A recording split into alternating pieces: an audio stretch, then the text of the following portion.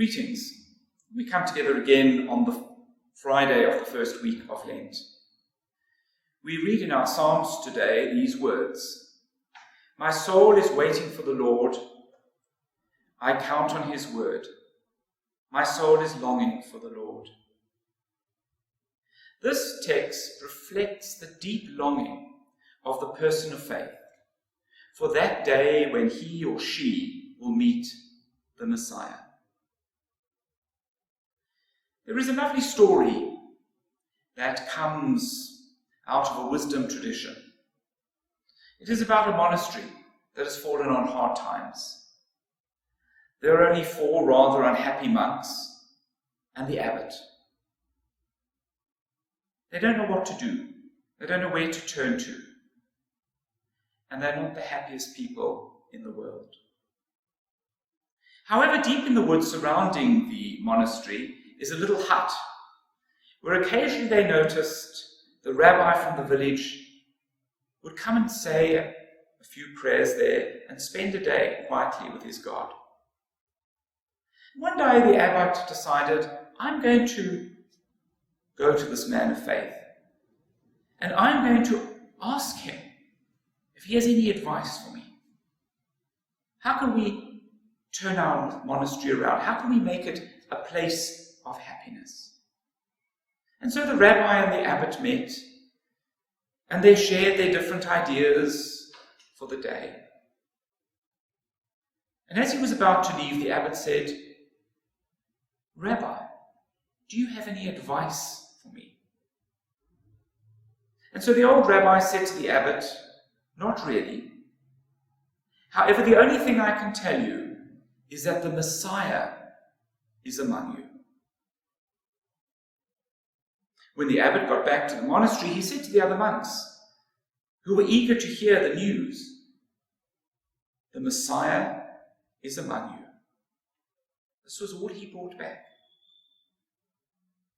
So the monks began to wonder, is this meant for the abbot?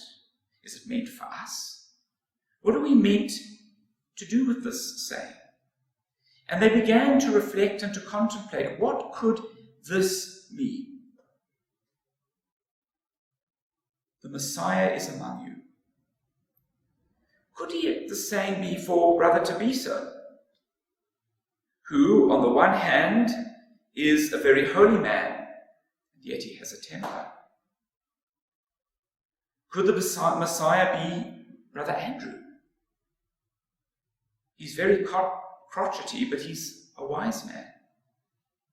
Could it be for Brother Sibusiso? He's very, very possessive, but then he's always happy. He's always there when you need him. Of course, I could never be the Messiah. And so as they began to contemplate the saying, "The Messiah is among you," they began to treat each other with a lot more respect. Because maybe the other person is the Messiah.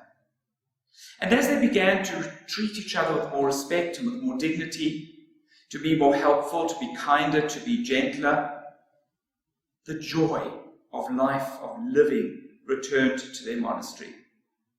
And the people who came to visit could see that this was a transformed place.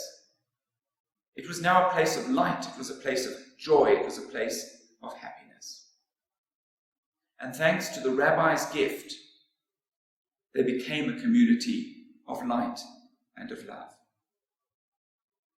Simon helped Jesus, a stranger on the road. He was pressed into service. He was forced to help by the Roman soldiers. And without knowing it, he helped the Messiah. The longing of his Jewish heart was fulfilled. The Messiah is among us. Let me today perform an act of kindness for someone that I meet, for someone who does not expect it from me, because what I do to others, I do for Christ.